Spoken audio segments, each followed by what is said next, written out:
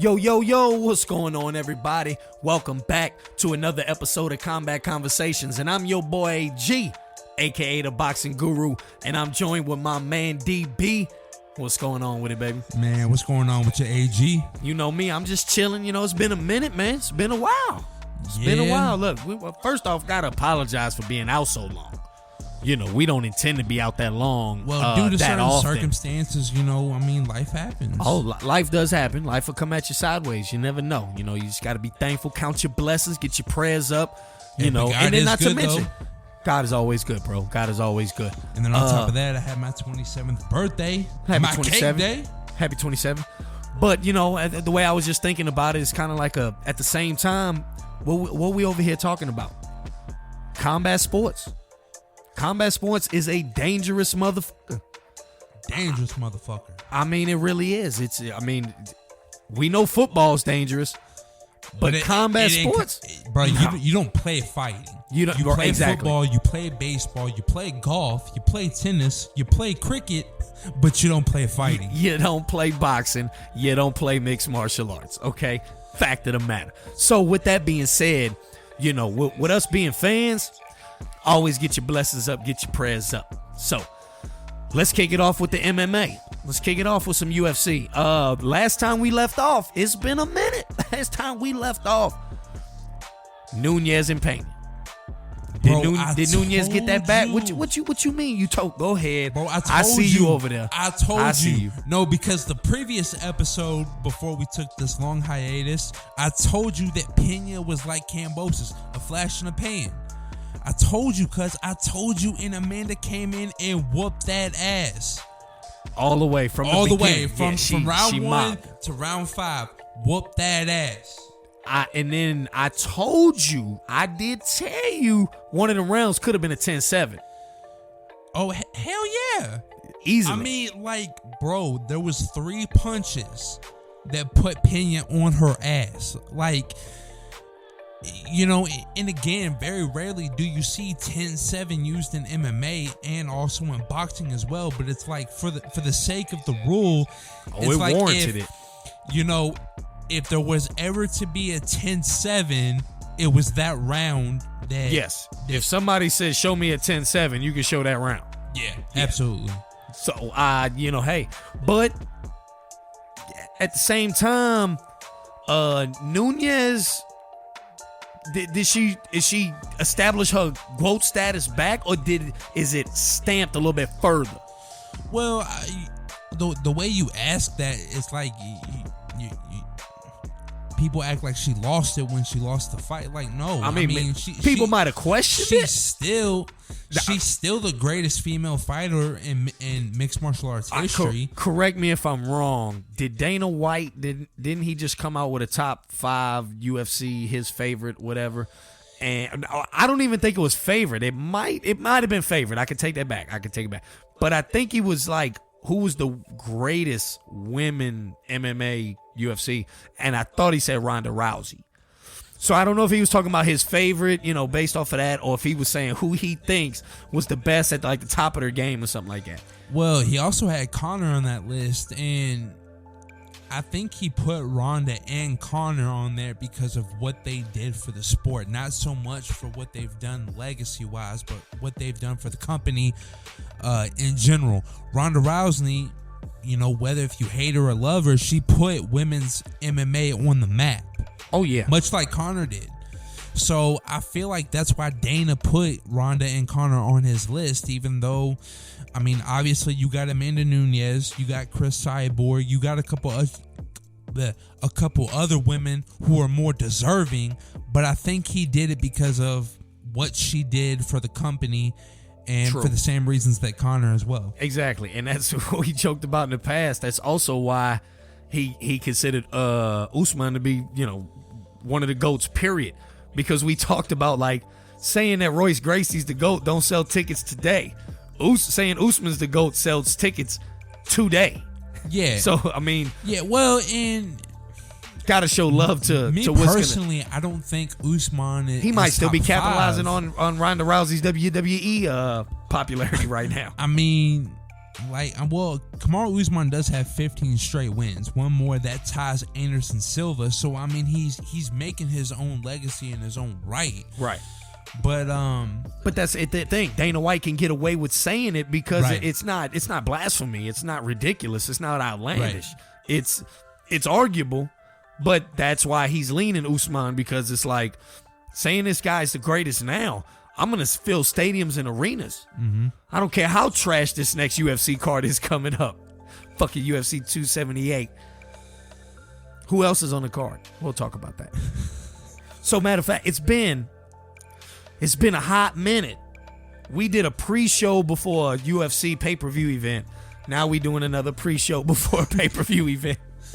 Bro, it's crazy. Well, I think the last episode we had where it was under similar circumstances, we were talking about how like the last time we did an episode, we were talking about Bam Rodriguez. Right. And that's how cold Bam was.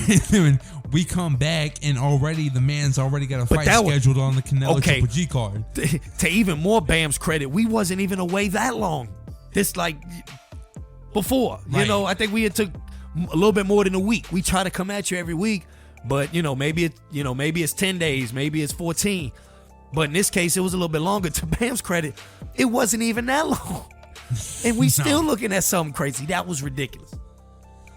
But in between these pay-per-view events, for real, Dana White been listening to that Combat Conversations. Bro, that's what I've been trying to tell people. Like, bro, we joke about it, but it's no coincidence that we talk about this shit, and then in the coming weeks, you start seeing it on TV. Like, bro, I feel like they are listening.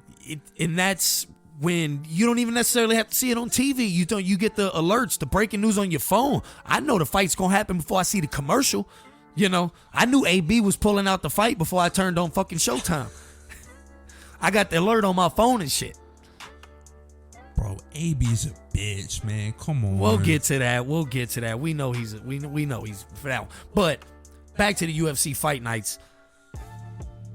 We had some bangers in between these two pay-per-view events that we going in. And then after we get out of this pay-per-view event, we going right back into fight night bangers. And I got to give Dana White his credit. Put on a couple weak ones there for a while. Didn't really say nothing because, UFC, it's a great brand. You love it. You expect nothing but the best. You're going to get the best. But then all of a sudden you felt he was slacking a little bit longer than maybe he should have than what they usually do. Then all of a sudden we kick up a little dust and then bam, right back at it. He's not just putting bangers take these back fight on. Nights. How about I ruin your weekends for the next 6 weeks? Like, damn, Dana, come on now.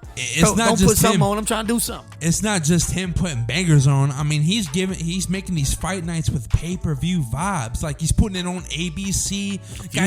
Got Daniel Cormier with the yellow jacket on. With the gold jacket on. With the gold jacket on. I mean, come on. So a few of the fighters coming out of these real deal fight nights. Jamal Hill, I think he's gonna be a threat at light heavyweight for real.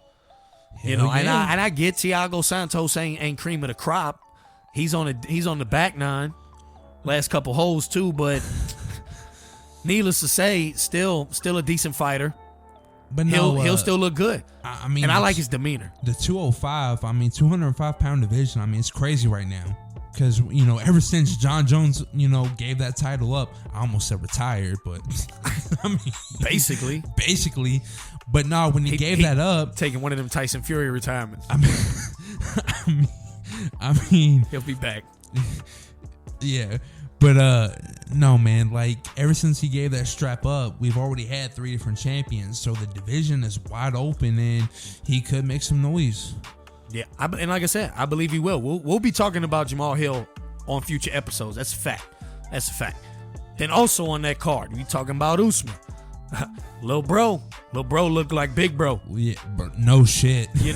And we know it's out of all love and respect. But I thought it was kind of funny the way Francis come at it and said, I don't want no parts of that. You know what I'm saying? You know what? It's that brotherly love. Yeah, well, because Francis, he works with Kamaru, and right. I mean, they work with each other. Right. When you look at the social media, they're always hanging out, always at parties and whatnot. But behind closed doors, and Francis is like, bro, I'm gonna knock this motherfucker out when I get a chance. Yeah, he's thinking that he would piece this motherfucker up. I mean, Francis knows that him at his best is arguably the baddest man on the planet. I mean, he's got the title of it right now. In all of combat sports. But one of the big dogs will be making their return, I believe, the week right after Usman. If it ain't the week after, it's the week after the week after. And Cyril Gane's looking to stamp the return. Week. That's after. That's the week after? Yeah. Okay, I didn't know if it was the week after or the week after the week after. Nah, but you saying it's the week after, so it's the week after. Bro. Okay. Yeah, but it's Cyril Gane against the Shoey. Okay, so I mean, gotta rub the hands together. That's gonna be a big one. Bro, Dana White is listening to this combat conversations. I am telling you. Yeah. So, like I said, Jamal Hill on the fight night. Muhammad Usman, the little brother, he looking hella good. He's going to be coming up in the heavyweight division. Obviously, we'll be looking for, the Derek Lewis stoppage, okay? It was a bad stoppage, but my thing is maybe he didn't lose too much stock because he could have come back and won that fight. I don't feel like it was a worthy stoppage. That's just me. Dana White said he felt it was a worthy stop. A lot of people maybe did, but I think more so people did. No. Let me check you right there. Dana actually said it was an early stoppage. I thought he said he agreed, or maybe what he said was that he thought it was an early stoppage, but that he agrees with the ref's decision. But I thought he said if you look at it, that you would agree with the ref. What? So which made me initially think that he agreed with the ref, but no, maybe he did. In hindsight, yes, it's a bad stoppage. But, when everything's going, like, in real time, like, bro, he got dropped. Like, he went face first into the canvas, and 9 times out of 10... motherfuckers don't get up from that. Yeah, well, not just that, but, like, 9 times out of 10, most people are going to, call a stoppage on that. Right, but my point is not a lot of people would get up from the way that looked, and... Right. The sheer fact that he kind of reacted quickly to get up, but I get it. A face plant is a face plant. Right. Straight up. So, Vera Cruz come up the next week after that. Was you impressed by what you saw? I was. Because I think our cards were a little shaky different. I think I had it 2-1 Vera after 3, and you had it 2-1 Cruz after 3. Maybe even 3-0 Cruz, I think. Well, actually, all 3 judges had it Cruz. Yeah. So, like, and Dominic Cruz, I mean, he looked good as well. I mean, I know, like, injuries and, age, time waits for no man, but, unless your name's Tom Brady, but... And that's it. It's but... Time's just waiting a little longer for him. But right. It's coming. It's coming. But, I mean, even then, he looked good. It was a competitive fight. It's not like he was outright getting dominated by Cheeto. So, like I said, all 3 judges had Cruz on the cards, and then he just got caught. And, kind of like what we talked about at the start of the show. I mean, got to say your blessings and all that, because Dominic Cruz, his nose it's a dangerous sport. I mean, he's lucky, man. I mean, he got caught with a left foot. Clearly could tell as soon as the foot hit, you could tell his nose broke, and needless to say, could be lucky he hit him off on the side and pushed his nose over to break it, as opposed to kicking him square on and maybe pushing his nostrils back into his cranium. Right. That's a dangerous fucking sport. Right. It could happen. Shit. So that's just, to me, that was a very good performance from Vera, and Cruz was putting up a good fight. It was a good fight. It was a good fight. Hey, Dana White listening with these fight nights. So let's just get into the main event, the beef and the steak. UFC 278, Usman versus Leon Edwards. Does Leon Edwards have any shot? Bro, I feel like he's going to fuck around, and to use a boxing analogy, I think he's going to Jack Catterall all this shit. I do. I do. I think he's gonna. I know we ain't got the video version. Y'all rocking on the audio podcast with us, but my face just kind of like dropped. Bro, he's gonna fuck around. He said Leon Edwards is finna Catterall Josh Taylor. So in other words, y'all hearing it here first. Combat Conversations exclusive. that Usman is going to visually lose this fight, get outclassed and in this case, just outfought, out mixed martial arts. But yet, he'll get the victory. I'm hearing you right? I feel like Leon, I feel like since they've last fought, because again, this is the second time that they will be fighting. I feel like Leon has done enough to possibly shock the world. I do. More so than Nate Diaz? I take that as a yes. Bro, just like how AG's talking about how y'all, can't see his face. Bro, I know. He trying to be silly. Like, come on. Be silly. So, there ain't nothing left on that card to talk about. I mean, that's one of the, dog shit card. UFC been delivering, so I don't want to sit here and Debbie down them. But I must say on paper, UFC 278 is not the deepest card. But I told you before, we can almost assure there's going to be fireworks. Well, you go back to that International Fight Week. And I'll tell you why there's going to be fireworks. And we were hyping that shit up. And then when it actually happened, yeah, it was still a good card. But, there was some fights, Sean O'Malley fight didn't paint like it just. Yeah, and I'm going to tell you why. That's exactly why. It didn't reach the hype. So for the That's on why. paper, like you said, it may not be great, it may not be stacked, but you can bet there will be fireworks. And that's why and I think I alluded to it last episode. When you got the sugar shows on the card and they stacked and you got all these fights and you expecting fireworks, you expecting massive fireworks, and it don't deliver to what you expected, you left fizzled out. But then all of a sudden you see a card where you don't expect shit, and then you get set on fire. A completely different effect. So you don't expect much. That's kind of actually where I'm alluding to. So, in other words, get your popcorn ready because it's going to be a great show. But I just kind of said that it's going to be a dog shit card. So that's how that works. Y'all got to keep up with me here. Y'all got to understand these lingos. Not just that, you just gotta watch the fights. That's all you gotta do. That's all you gotta do is watch the fights. And then follow up with Cyril Gane and the Shui. We're gonna get to that too. So, UFC. Dana White. Holla at your boy Dana White. Keep listening to that Combat Conversations. I'm telling you. We got our ear to the streets. That's why we informative with Dana White in these industries by keeping them informed what's on the streets. This because we ain't the only ones thinking this. Trust me, I wasn't the only one thinking that UFC was slipping for a couple weeks, only for them to also think that how well they bounce back. And the next thing you know, Dana White, Hunter Campbell, they and those matchmakers, they get it together, and then boom, magic. Now, let's get to the non-magic having ass motherfuckers in the boxing world who can't seem to rub two nickels together when it comes to paying fighters who deserve these fights and money, but yet quick to find two nickels to rub together when there's a fighter who don't bring in the money and deserve this money. That's ultimately what Dana White has said was wrong with boxing, and we all know it. I'm preaching to the choir. I ain't telling you something you don't know.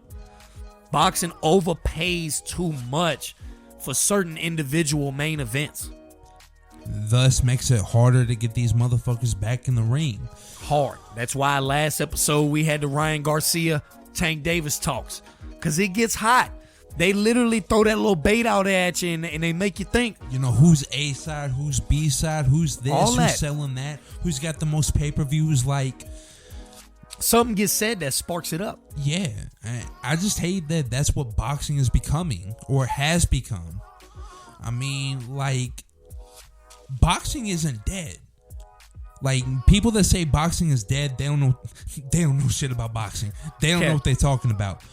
And I'm saying that because when you look at the talent pool of today's boxers, the talent pool is absolutely fucking insane. Oh, yeah. There are so many fights that can be made, and bro, it's frustrating. You talk about golf being the most frustrating sport. No, that's boxing. Well, real quick, golf is the most frustrating sport to to play, to endure. It's just like good shot after bad shot. It's frustrating. Boxing is easily the most frustrated fan base. I mean, I don't think there's even if there's an award for that, boxing's running away with it every year. When you talk about most frustrated fan base, shit, yeah. What do the kids say today? Toxic? It's the most toxic fan base? I mean, NFL might be considered a toxic fan base, but, boxing is just a frustrated fan base. We always getting just frustrated. Ain't no other better word to use. We don't get mad. We don't get sad. We don't get upset. Nah, fuck that. I'm just straight frustrated with some of these motherfuckers. And basically, I'm talking about why we ain't heard Crawford and Spence yet. But then again, I'm getting frustrated. Okay, but then again, before you go off, don't the fans have a right to be frustrated? Because like I said, there is a plethora of fights to be made. We got it right. All-time great caliber fights, championship quality fights that we preach about here on Combat Conversations. We have the right. I just don't want to be. Just because you got the right to be frustrated don't mean I want to be frustrated. I mean, nobody wants to be frustrated. That's my point. So boxing, get your shit together. Al Heyman, PBC, Tony De La Hoya. Make this Tank Davis, Ryan Garcia fight. But hey, I'm wishing for something that ain't going to happen. I mean, no, because we know that, Tank is protected by Daddy Floyd. He's staying at 135 with the Reggie belt. You know that Ryan Garcia does whatever the fuck Ryan Garcia does. I mean, bro, it's just not gonna happen. Let's talk about Tank Davis's buddies and them, Leonard Ellaby, Al Heyman over there at the PBC side. Did Danny Garcia look good, or did Jose Benavidez just look bad? I don't want to say that Benavidez looked bad because I don't want to take away from Danny Garcia, but it's like it was a nice little introductory fight to 140. I think it was worthy, yeah, for both of them. Yeah. So, and he did look good. He dominated. He had a really good performance, but obviously we want to see him, up the competition a little bit, and then that's when we can really evaluate Danny Garcia. At 154, I believe so too. Did I say 140? No, you didn't. I'm just. You might have, and just since it was 154, I might even heard 154. But I know being at 154, he still got to prove himself because Jose Benavidez wasn't the answer. Jose Benavidez was definitely a stepping stone in the right direction. Right. And Jose Benavidez kind of came off a little early, throwing some jabs, like he almost wanted to be out there. But Danny Garcia was just getting to him, and then by the third, fourth, fifth round, Danny Garcia's kind of running away with it, and Jose Benavidez just had no answer for that. And it was just a good performance, but at the end of the day, if Danny wants to be a player in the game at 154 and just not be a PBC company man, we're going to need to see a next level fight at 154. Right.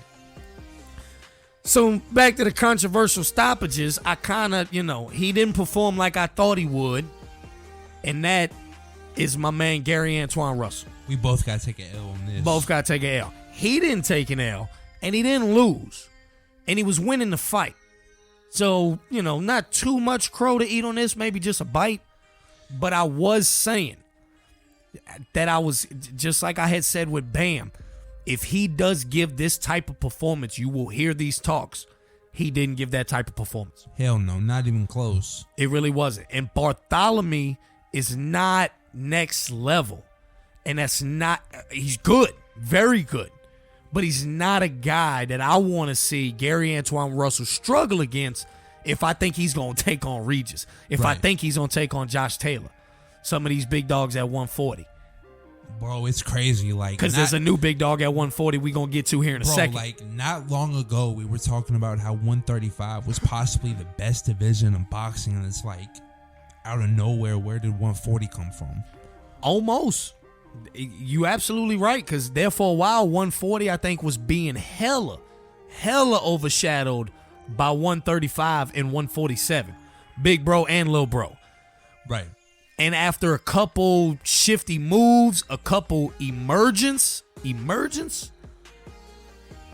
140 is right up there with the best of them. And another division that's getting up there right with the best of them is 154 with Charlo and Castaño and Xander Zayas and Tim Zhu and Tony Harrison seems to be back looking good. I mean, 154 is Danny Garcia now.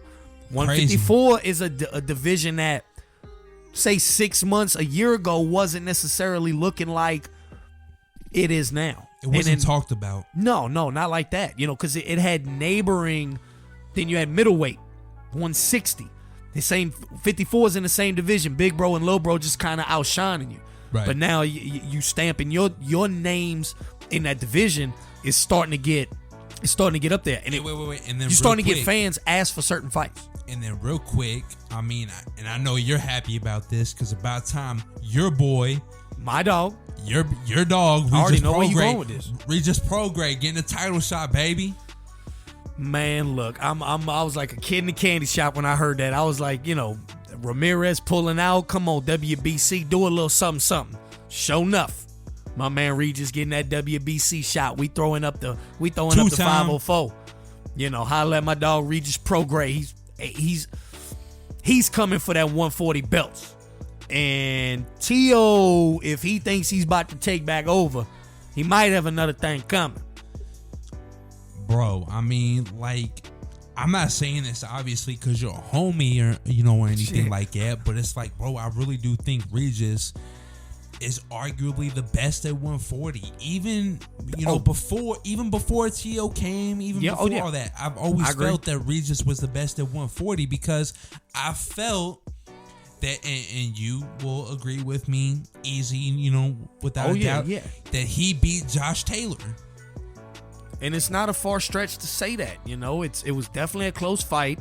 But when you outland somebody and you were more accurate with your punches, you're the more active fighter. More damage. And inflicted more damage.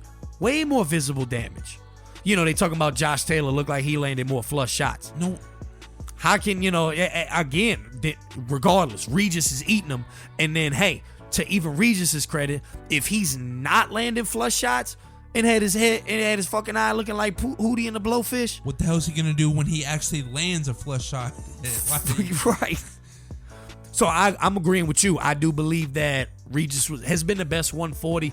Now, albeit his last couple fights since then is trash cans, but he's taking out the trash. And that's something we've always talked about here on Combat Conversations. Like, people get mad and upset at, certain dudes because they're fighting bums, plumbers, trash cans, me and you, Walmart employees, whatever you want to call it. But it's like, when you look at guys like an Edgar Berlanga or, the Gary Antoine, guys that we talk about, they got big hype behind them. They're supposed to be the next big thing, the next big star, the next big whatever. And they get in there, they ain't taking out the trash. So, Regis' last couple fights may have been against plumbers, but it's like you just said, he's taking out the trash. Yeah. He's doing his job. He's doing what he's supposed to. He's showing why he's the top dog at 140. He's showing why these cats do not belong in the same ring as him. He comes to hurt motherfuckers. That's what he comes to do. What is it? What did he say? He don't box. He comes to hurt motherfuckers. I come to hurt motherfuckers. Motherfuckers go to the doctors every time they. He said 100% of the fighters that he's ever fought has had to see a doctor afterwards. I get there's an on-site doctor, but my thing is obviously some fighters come out unscathed. Doctor looks at him, you good, check out. He goes to his locker room. Shakur Stevenson, he ain't taking no damage. Doctor after the fight, you good, everything good? Yeah, I'm good. Go back to the locker room, enjoy champagne, enjoy the night. Nah, when Regis gets done with a motherfucker, everybody got to see the doctor. Something wrong with him. Like, bro, you need to go to the ER right now. Right to the fuck now. So that's just another title shot we're going to be on covering exclusive. We're going to be following that one from top to bottom. But with the PBC refs being on the payroll for that Gary Antoine, that was just a bad stoppage. Let's take it back a couple steps because you derailed me with the Regis. Because that's my dog. My bad. But Gary Antoine Russell didn't perform like I thought he would. Like, I really thought he was going to put on a spectacle against Bartholomew. And again, it's not like we were talking about him, because like Bam, if he showed up and he showed out, Bam was going to be talked about on the pound for. Yeah. We weren't talking about Gary like that at all. But if he showed up, he showed out, we were going to talk about him like he was one of the legit contenders in his division. Because Bam had just won the WBC belt. He just won the belt. Right.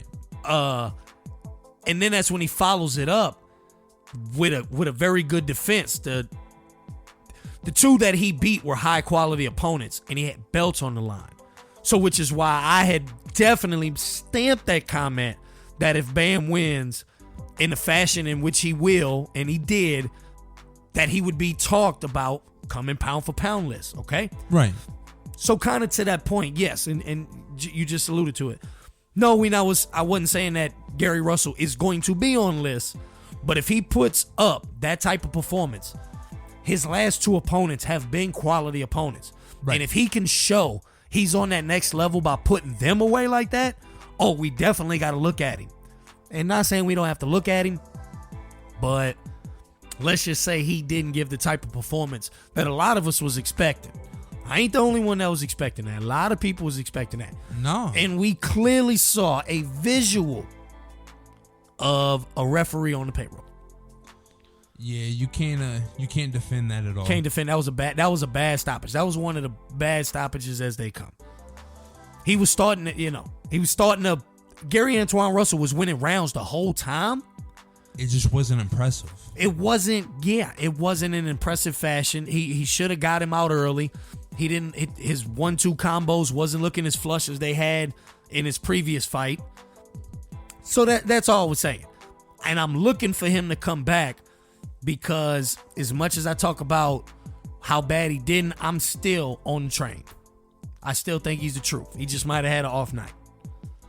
I mean, hey, we'll see. I'm willing to give him the benefit of the doubt. Me too, because he still won the fight in my eyes. Right. Bad stoppage, no, but he was winning the fight. Like a Josh Taylor Catterall.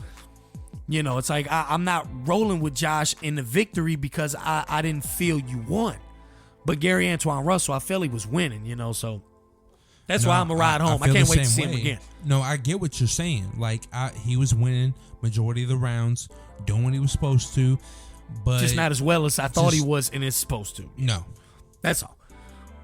Now, to the takeover. They had another bad stoppage on this card, too. We're going to get to that shit. But let's get to him first.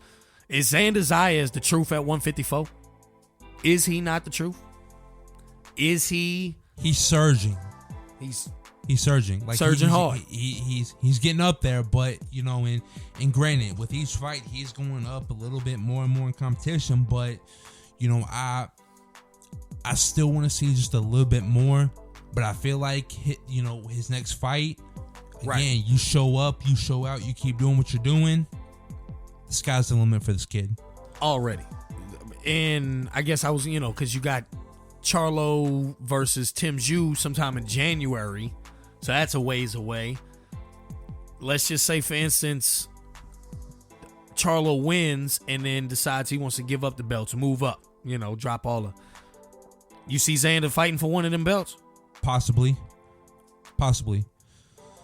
That would make him top 8. Yeah. Should he be one of the 8 to get a shot at one of them belts? Yeah. I think he's on that level. Yeah, I do think that he'd find a way to step on the gas when it came to a top quality opponent. Obviously, we definitely don't need to see him in there with the big dogs just yet because he's a young kid, 19. Well, and that's why I'm saying he's surging. Surging he's hard. Great. He's looking great. Especially for his age. With each fight, he's improving in one area or the next. I believe he's going to be a legitimate problem for years to come. But, like you alluded to, he's 19. He's still a kid. And I feel like if he goes up against some of these top dogs, experience will start to show. And I feel like it could be a long night for him. But I think if he keeps going the route that he's going now, and with each fight, keep progressing, keep improving, keep doing better and better, like, he will be fine. Big facts. And needless to say, exact same situation. Gary Antoine Russell. Xander Zayas putting on a show, putting on a clinic to his opponent, winning the fight easily, cruising all arounds. Then all of a sudden the ref, bad stoppage. Because Xander Zayas is Top Rank's golden goose. This is, one of their golden gooses. They got a few. They got a hella few diamonds in the rough. And I always feel Top Rank is the best at recruiting young talent. That, to me, and it's really not close.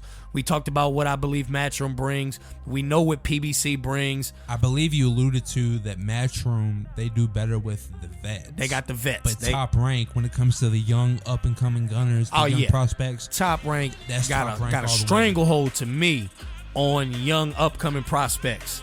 You know who might be a good one? I do see a lot of young talent in there. I don't think they necessarily getting steered in the right direction. But Golden Boy and Oscar De La Hoya definitely has a nice little stable of young talent. But if you look at them, they probably still years away from title shots. Right. You look at Top Rank's prospects, they really got guys that actually make you fucking believe at 10 or less fights that they are actually worthy for title fights. And then you got PBC, who's PBC's a TV show. Yeah, it's a TV show. Hey, they know how to promote. PBC is a television network show that comes on once a month, whatever the fuck they come on.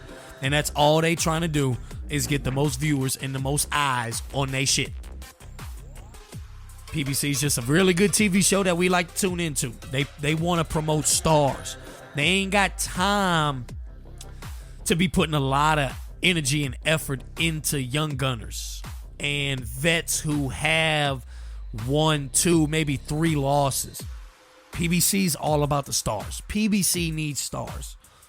And that's why PBC will always look great, because PBC to me will always have a handful of what we call stars in the boxing game. But just like I said, once you lose a couple times, AB, kick him to the curb. Ain't got time to be dealing with a Vito Milnicki. Ain't seen Joey Spence in a while, dog. I mean, what's up with these prospects? I mean, David Morrell, where's he at? PBC, they got a few, but they don't have the time, energy, and effort to put in to build these guys. They want to maintain the stardom. They ain't really, to me, just a television show that is good at promoting, making stars. Ain't good at building prospects. And once you out of the fishbowl, you gone.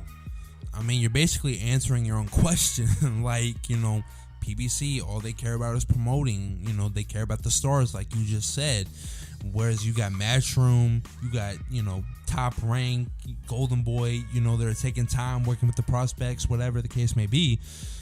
But, that's just, that's what this shit show called boxing is all about. Frustrated. So the takeover. T.O., what he look like at 140 against Pedro Campa. Kriegel said a few times like this is supposed to, like, Well, first of all, I got a problem with ESPN. I want to, T.O. was never undisputed. T.O. was never undisputed. Never undisputed. And George Kambosos was also never undisputed, okay? I never said he was undisputed. I never said you said that. I said he was. I'm just letting you know that thus, since T.O. wasn't undisputed, means George Kambosos couldn't have been undisputed. Like, damn, bro. Fuck that franchise belt, bro. The franchise belt. May just have to go smack Loma just for... I definitely don't, I'm going to play devil's advocate here, but I definitely don't want to be the one to side with T.O. But... they mainly saying that, it's because that Loma didn't lose the WBC belt, is that it got traded down. They got emailed to Devin Haney while he was issued the franchise. So I can understand why they think that, but hey, that's just not the fact of the matter. You got to hold all 4 simultaneous world title belts, and he didn't have the WBC world title belt. Simple as that. Facts are facts, Jack. You don't like it, go cry to your mammy. Go cry to your mammy. So back to T.O. Back to T.O. To answer your question, how'd he look? I mean, he looked good. but he was still taking a lot of big shots, and the guy he's fighting, he had no real power. It didn't do nothing to Teo, and I will say I do think Teo looks a little bit more comfortable at 140 than he did at 135, because Teo is a big dude. Yeah, he's a little bit bigger than he appears to be. You can tell he's solid. A little bit bigger than he appears to be, and it was a good performance, but he's got to shape up that defense because if that was Regis in there, those shots he was taking, bro. Oh yeah, no he's doubt. Going to the doctor. Now obviously Teo if that's Josh Taylor, bro, that's not gonna do anything. Not. I don't. He might be ready for him, and I just based off that performance, I do want to see him against one more. Because it's almost like Danny Garcia, when he made his debut at 154. Exactly. It was a nice introductory fight. Good point. It's what Teo needed because he needed it doesn't matter. That. It doesn't matter, what you want to talk about. That was a bad loss that he took to Kambosos, and it's not like he lost a close fight despite what him and his retarded ass pappy. I was about to say, I think his daddy needed that more than he did. You can see it in his face. Bro, he got beat down by Kambosos, so they needed a fight to like this is basically a tune-up fight is what it is. It's a tune-up fight. They needed it to get his confidence back up after taking that major L to Kambosos. And I know he was going through some shit, whatever, but still, that was just a bad. You know what I want right now? What? Who you want Teo against at 140 right now? Next. So we didn't, if you want to see him next. I don't want to immediately feed him to Regis. No. But I think Barboza would be a good fight. So where my man Sandor Martin coming back? Trying to give me some Sandor Martin going up in this bad boy. Go. Sandor Martin's a good boxer. He done already pulled off the George Kambosos once. God, bro, wow. There's another one out there. Completely forgot. There's another one out there. Montana. Come on. Montana. Teo has a few options. Hella few options at 140 before he thinks he can get a belt.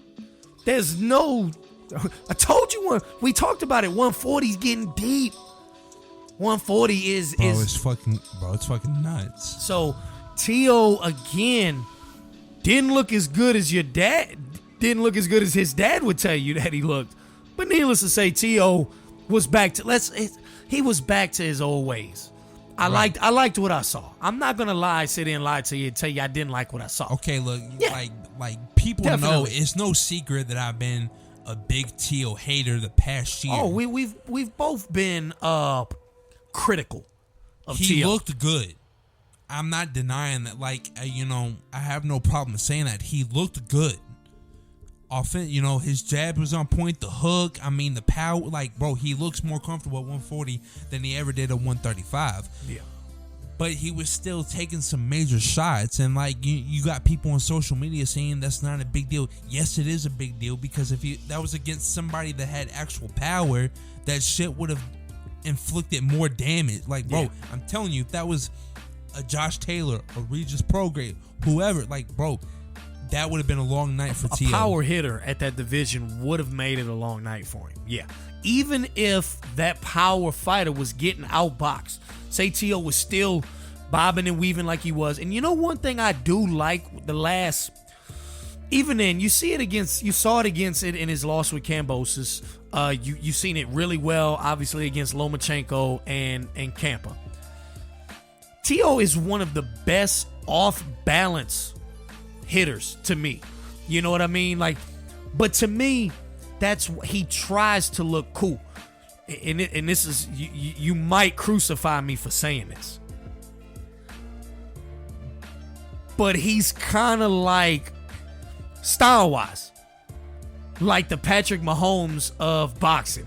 He's going to try to look good while I'm doing it. Throw these sidearm throws. Look, ma, no hands. Did you see that? The way he ducked off to the side and punched. Teo has thrown punches behind his back. I think Teo wants to look visually like a cool boxer, and he fucking does. and I give him He that. does. He is an entertaining fighter to watch. Yes. You know, he is must-see TV. I will give him that. You know, my biggest issue with him, it was never his talent. It was never any of that. You know, he basically channeled his inner Deontay Wilder after he lost to Kambosos with these long lists of excuses as to why he lost. Now, I get it. He had a medical condition that was pretty big. I know he was going through stuff in life. Yeah. I get all that. I do. But everything else, unnecessary. I'm not saying it may not have contributed, you know, to his loss. But at the same time, it was unnecessary, it's unwarranted. And then, bro, Tio, if you're listening, please get rid of your dad. Bro, his dad needs to go. I feel like his dad is hampering his career. I really do. His dad needs to fucking go. He's not. If you know what his dad really does need to do at this moment now, maybe after one, definitely maybe after one fight, or say two. Say Tio gets a championship fight belt at 140 in his next three fights. By the time Tio turns 26, he's 25 now, give or take. By the time his dad needs to take a page out of LeVar Ball's book. Okay? You ran your mouth, you did what you did, you became the center of attention for your sons, you put them on the map. They're here. Let them shine now. When's the last time you heard something from LeVar Ball? No, that's a damn good analogy. You know, LeVar Ball, before his sons got to the league, was saying the most outlandish shit. My sons are better than Steph. This you want to play the greatest basketball players, come to my backyard. LeBron ain't winning shit without Lonzo. Like, you heard it first from LeVar's mouth. And it got to the point where we were doing exactly what you're doing now. Like, LeVar, you need to go, bro. Lonzo, you need to tell your dad stop. He needs to get away. Well, the reason why he was doing that, it was great that LeVar put his sons on the map. That's what every parent wants for their child. You want the best for them, and he did his job. He put them on the map. He gave them an opportunity that none of us would ever see in a lifetime. We get all that. But his dad was also putting them, you know, in the wrong light. Yes. It was hampering their careers, and I feel like that's a damn good analogy. I feel like that's what Tio's dad is doing with Tio himself. Like, Tio's a talented fighter. Nobody denies that. You know, we can go on and on about his talent and how good he looked and this and that and this and that, but it's like his dad is putting him in a bad spot, and it's making it a bad look on Tio overall. I kind of wish this fight was on either Matchroom or PBC or Showtime specifically, so we could get them trainer tracks. Beautiful. You're winning every round. You fucking this motherfucker up, son. Keep it up. Like, no active, no criticism. No legitimate trainer is going to do that. I mean, he was just literally a hype man. So we want to see more from Tio. We want to see more from Danny Garcia. It's just good performances that ultimately still need that next level, so we can see that next level after that. Let's not bless them with title fights just yet. We ain't ready to see Danny Garcia fight no belts at 154. And even though there is a few belts available, we still want to see Tio take up another non-title fight against a quality opponent. Then I'm sure after Josh Taylor fights potentially Catterall and moves up, he done already gave up 2 belts, looking at 3. There's going to be plenty of belts for Tio to scoop up at 140 and ultimately start his undisputed run once again. Look, Dad, I'm undisputed. Look, Dad, I'm undisputed. I'm undisputed, Dad, look. All right, chill out. We going. So, man, let's just get into lastly before we end this episode. Next week, I mean, we got Usman and Leon Edwards, UFC 278. But let's not forget about the real main attraction on August the 20th. Adrian Broner. Oh, fuck. AB's gone, man. AB, why? I know you wasn't ready for that, cuz. I know you wasn't ready for that. Bro, I'm like getting over here ready to shout, you sick and Got him. Got him. Got him. Got him. Mental health ain't no joke. I don't know why you over there laughing, bro. Shit. The man said he need help. Get the man some help. Bro, I don't want to hear you before we get in the studio, bro. On our way in, walking in through the door, bro. AB's a bitch, bro. Man, look, camera didn't pick it up. I ain't no hot mic picked it up. But AB, I guess just get better, man. I don't know what else to tell you. I don't know what else. But jokes aside, we still cracking up. The real main attraction this August 20th, which is, like I said, probably the best in the business, and that's gonna be Top Rank. Because Emmanuel Navarrete's back on the 20th, baby. Why do I keep fucking around? You know why I keep fucking around? Because I'm telling the truth. They do have two good fights coming on Saturday, the 20th. We got Figueroa. All right, chill out. We got Figueroa versus Lipinets. Am I lying? Throw the pen if I'm lying. But if I'm not, then okay, I'm not lying. You know, Lipinets is ready to step in and play the role with AB. Bro, what are you doing? Like, and then Top Rank, like I said, best in the business, is back with a champ, Emmanuel Navarrete, who we want to see Shakur go against, who might actually beat Shakur. All right, let me stop. All right, so all the jokes aside, the main attraction this weekend is my man Anthony Joshua taking on Alexander Usyk. All right, now that's gonna be a damn good one. Damn good one, and you know, to make it more exciting, you know, the Ring magazine. Oh yeah, that's gonna be added. Shout out to the Ring for not wasting no time. You know, straight up reaching out to Fury. I'm vacating. I'm retired. All right, cool. We putting the Ring magazine on the line, and that's all it is. And WBC, what we read, 10 days? 10 days. He got 10 days. But come on, man. They couldn't have made it 10 hours. The man has an answer. Bro, you know the WBC be giving out peripheral treatment. It was a bullshit one because they know he's not going to change his mind in 10 days. But again, I get it. It's because ultimately they waiting on the result of Usyk Anthony Joshua, which we're gonna have to give it to him right now because the time is upon us. Well, I mean, like kind of like what you alluded to earlier, like, you know, maybe the WBC, they're doing this 10 days, and then hey, you got Wilder coming back in October, so they might try to give him another crack at it and set up an undisputed clash at the end of the year or start of the year with whoever wins this. And you never know. Yeah, you never know.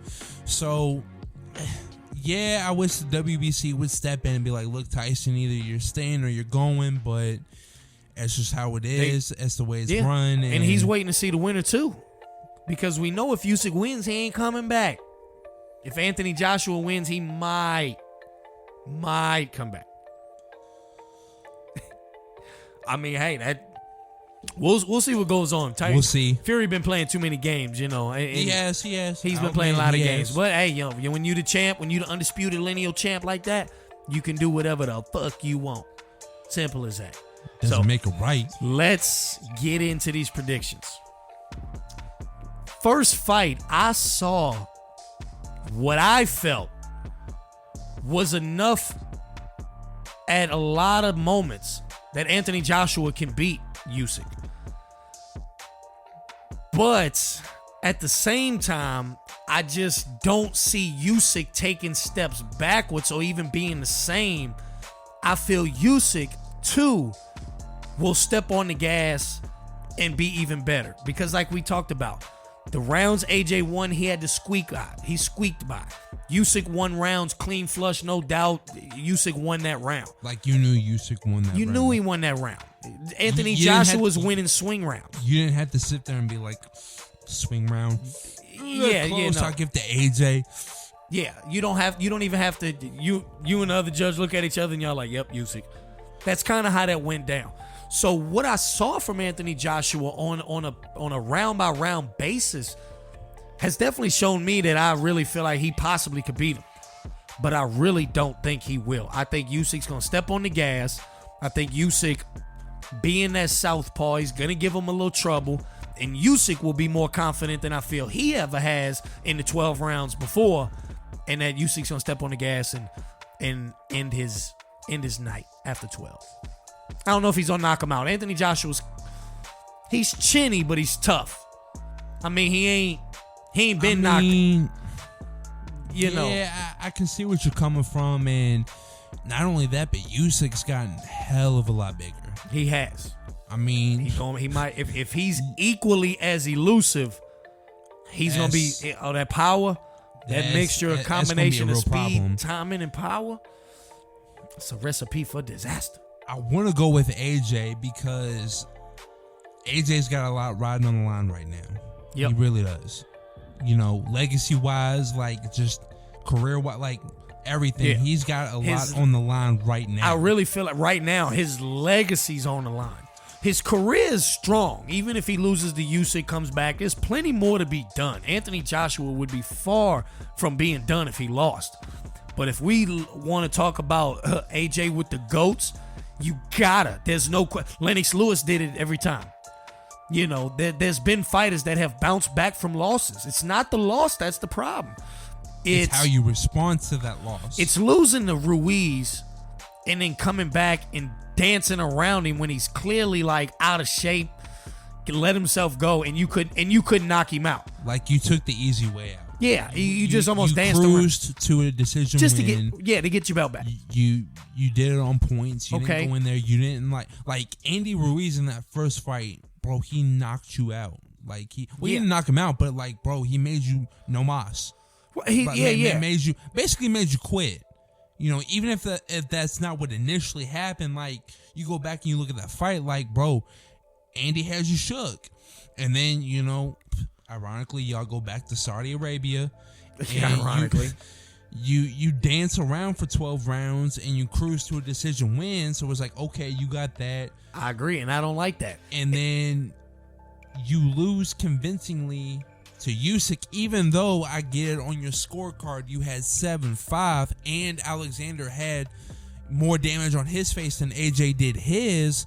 But even then, you know, like what we've alluded to, when Usyk won rounds, you knew he won rounds. When AJ won rounds, it's like, bro, that might be a swing round. A DB, that's close, but I'll give it to AJ. Whereas it's like, bro, Usyk straight up took that round. So the right man won the fight. I feel like in this fight, like AJ is going to have to make a statement to beat Usyk. And I really want to go with him. I do too. And on Twitter, I think I sent you a screenshot of what I put on Twitter. And I think that AJ could possibly fuck around and do something. And I still believe he can. But it's hard to pick against Usyk. After seeing what we Usyk. saw. That's why. I feel like that too. I feel like it's just going to be a convincing decision win by Usyk on the cards after 12.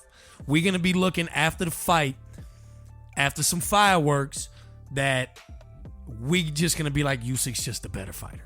He's just a better boxer. We're going to be... And he will officially be the best heavyweight on the planet. He will be. And then Tyson Fury's phone's going to be ringing off the hook. Because I know we definitely going to be calling his ass out. Tyson Fury, if you listening, if Usyk wins, best to bring that shit to the table. I've been defending this dude for a hot minute now. Because Usyk's going to bring 5 belts to the motherfucker. Oh, absolutely. He already got the other 4. I don't know, bro. I mean, Usyk, he's dangerous. He is. It's going to be a great fight. And this weekend is going to be a complete monster. We got UFC pay-per-view in the mix. We got a fight night by Top Rank Championship.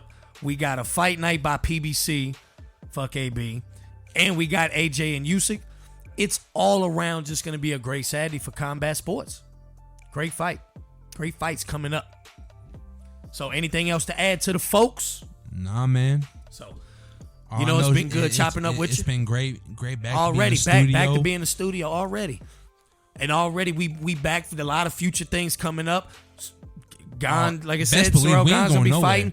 Box coming back around with best believe we ain't going Triple nowhere. G and Canelo's not that far around the corner, bro. Bro, people be laughing, but We'll hey, see. Canelo, he might be taking a canvas nap here soon. He could be. So, once again, we want to thank y'all for listening to Combat Conversation. Please follow us on Twitter at Combat Convo 504, at Combat Convo 502. Hit us up sometime, see what you think. Definitely trying to get special guests on the show. Already, I've been your boy AG, a.k.a. the Boxing Guru. And I'm your boy DB. Peace.